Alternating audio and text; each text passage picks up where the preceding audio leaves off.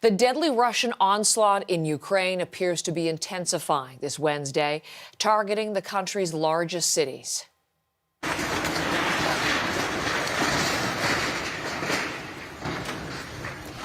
That is new video into us from Kharkiv, Ukraine's second largest city, once again being hit by Russian airstrikes this morning. And that's just some of the extensive damage we're seeing in civilian areas. The Ukrainian military says Russian paratroopers are now in Kharkiv as part of a new attempt to capture that city. Here's the latest map we have of the Russian invasion of Ukraine. This is now day 7 for the attack, and Western military analysts say Russia has now committed 80% of the forces built up around Ukraine to the attack. In the south, Russian forces are attempting to push both west and east toward Mariupol in what analysts say is an attempt to link up with forces in the Donbass.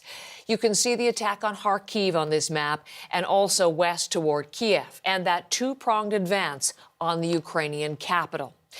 Now, here's some new analysis on that Russian convoy we've been telling you about. Right now, there are no new images, but a senior U.S. military official says the convoy appears to be stalled about 30 kilometers north of Kiev.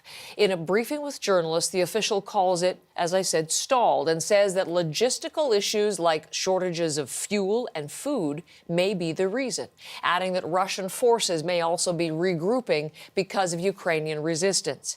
In a new speech this morning, the Ukrainian president, Volodymyr Zelensky, accuses Russia of trying to erase Ukraine's history. Це вже за межею людяності. Такий ракетний удар свідчить, що для багатьох людей в Росії наш Київ абсолютно чужий. Вони нічого не знають про нашу столицю, про нашу історію. Але у них є наказ стерти нашу історію, стерти нашу країну, стерти нас усіх. Ukrainian President Zelensky, the translation of his speech on the left of your screen there, and you saw his reference to a Russian airstrike into central Kiev that Ukrainian officials say struck near a Holocaust memorial.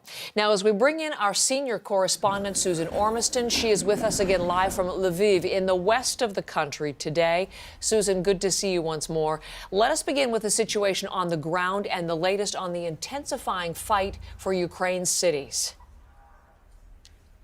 Good morning, Heather. Another quiet night here in Lviv. Thankfully, people resuming their daily life here. You can see lots of people in the streets today moving about. There was an air raid siren this morning, but they're pretty much once a day, and people kind of work them into their daily habit now. But in the rest of the country, as you've described, heavy fighting still in major cities. You know, important to reinforce that Kharkiv is the second largest city in Ukraine, 1.4 million people.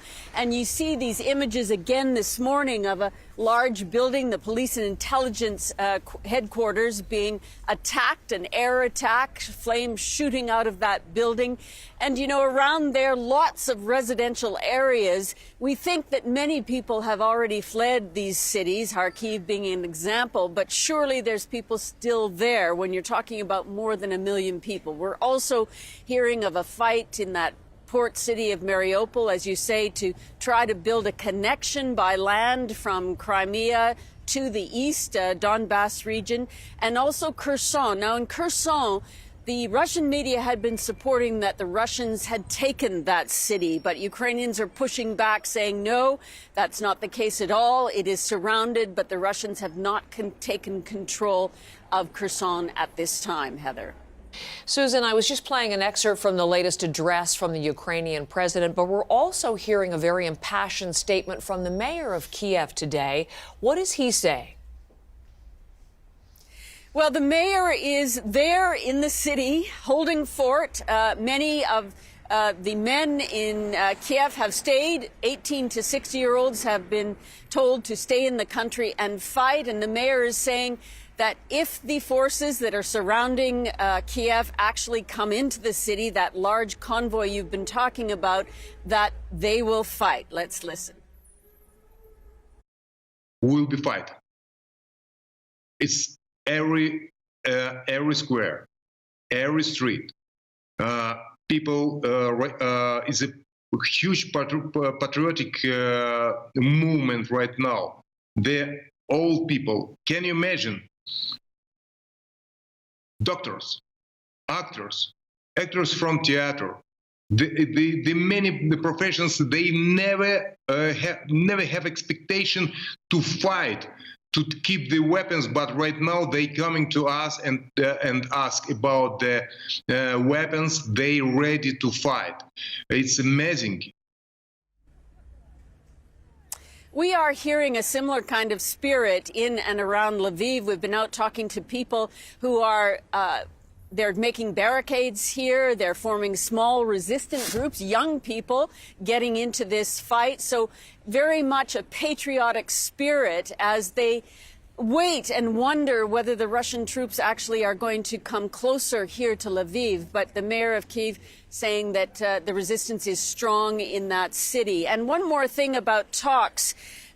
We did hear there could be talks with Ukraine and Russia as soon as today, but it appears that Russia is trying to almost blame the Ukrainian officials for not setting a time or a place. And Ukraine is saying, the president said yesterday, no talks unless the bombardment stops. And now this morning we're hearing an official say that, in fact, there has to be a substantial agenda before any of those talks take place. But perhaps a glimmer of hope. Susan, thank you so much again this morning. Our senior correspondent, Susan Ormiston, who is in Lviv.